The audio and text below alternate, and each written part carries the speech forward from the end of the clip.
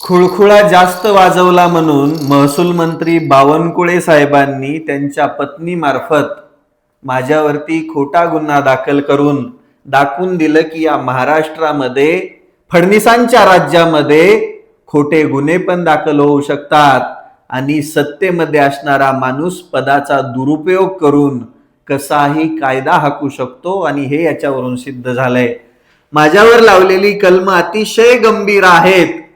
फक्त मला एक प्रश्न पडलाय, मी आजपर्यंत ऐकलं होतं कानून के हात लंबे होते हैं, पण मला हे माहित नव्हतं की माझे हात 600 किलोमीटर एवढे लांब आहेत. याच्यामध्ये लावलेली कलम आहेत BNS 78(1) त्याच्यामध्ये ब, त्यानंतर BNS 78(2), त्यानंतर BNS 79, BNS 356(2) आणि IT ऍक्ट 2000 त्यामधलं 67 कलम. ही कलम आहेत विनयभंग, त्याच्यानंतर अश्लील माहिती प्रसारित करणे, त्याच्यानंतर एखाद्या महिलेचा वारंवार पाठलाग करणे, तिला नको असलेला संवाद साधणे.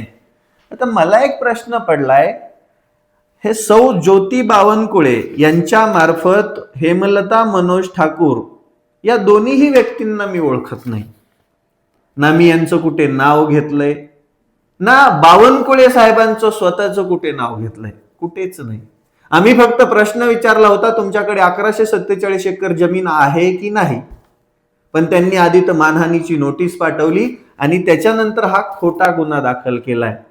याच्यामधली कलम एवढी गंभीर लावलेली की मला प्रश्न पडलाय, चला मी 600 किलोमीटर दूरवरून एवढी मोठाले गुन्हे करू शकतो. आणि याच्यामध्ये काय लिहिलंय माहितीये का, अभद्र भाषेचा वापर केला. म्हणजे तुम्हाला वाचायला भेटेलच, मी हे टाकतोय व्हिडिओमध्ये, पूर्ण वाचून घेताल तुम्ही. पण मला प्रश्न पडलाय, फडणवीस अरे तुम्हाला विरोधक नकोय तर तुम्ही आम्हाला मारून टाका ना, सुपारी द्या आणि मारून टाका. असले खोटे गुन्हे दाखल करून तुम्ही सिद्ध काय करताय? आणि हे गुन्हा दाखल करून घेणार कोराडी नागपूर शहर पोलीस स्टेशन, त्याच्यामध्ये महेंद्र चोपडे आहेत PSI आणि PI आहेत गणेश रामदास D. या दोघांनी मिळून बावनकुळे साहेबांनी सांगितल्याप्रमाणे FIR दाखल करून घेतलाय.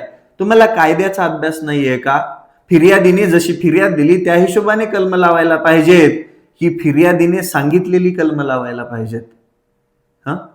प्रश्न पडलाय मला, पण याचं उत्तर द्यायला तुमच्या समोर लवकरच हजर राहतोय, कारण की तुम्ही हे खोटं नाटक करून माझा आवाज बंद करू शकत नाही. आता आम्ही उसळणार आणि नवी क्रांती घडून आणणार. जय हिंद, इन्कलाब जिंदाबाद.